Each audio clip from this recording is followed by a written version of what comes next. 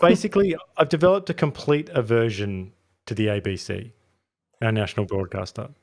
It used to be, it was my go-to many years ago. Like, loved the comedy. Like, I go way back. Like not way back as some, but I just grew up obsessed with Das Kapital and just loved all their comedy section, which is legendary, right? And then, Q&A. When Q&A started, that was the place to be. It was so good. Like, I remember just loving it, being addicted to it, and The Chaser. And now, I cannot even stand the weather report. Do you ever feel like this, or am I alone here? In terms of the ABC, if I had $1 for every time I hear someone say they cannot bear the ABC, as in it makes them break out in hives, I would be a very wealthy woman. Everyone, and this is across the board, and it's coming, I think, most vehemently from your traditional friends of the ABC type people. So the kind of backbone of the listener community. And what all of them say without fail is that it is nauseatingly woke. I don't know what other word to use, but that there is, it no longer has the texture of real life. It sermonizes, it's whether that's radio, talkback radio, whether that is the things like Q&A as well, where they kind of set up these cockfights between people, but sometimes they're not even authentic either. I think there's been several ones on gender where they actually don't have an opposing view there. I can't go into detail in that because I stopped watching Q&A some time ago myself, but I just noticed out of the corner of my eye. It's humorless as well, don't you think? Totally humorless. Totally humorless, because there's all these issues that are just off limits. And the kind of issues that I write about now, I think, are uppermost. The kind of unsayable, unmentionable.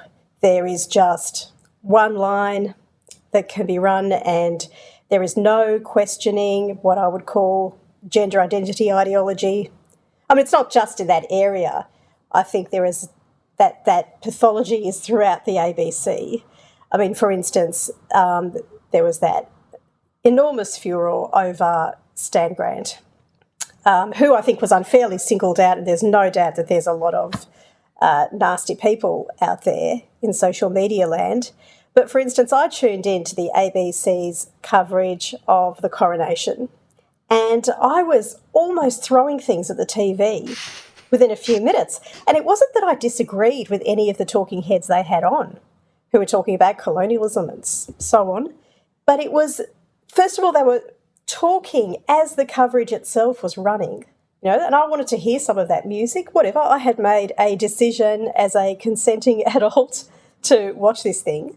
And there was just this heavy-handed intrusiveness, and I had to switch to the BBC, where it was just perfect.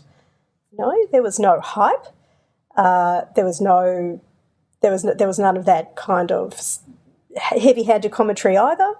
They just let me watch, and they sort of signposted things for me when they needed to. And I wouldn't, if we're going to head for a no vote on The Voice, I reckon the ABC might have a bit to answer for. I would even go so far as to say that.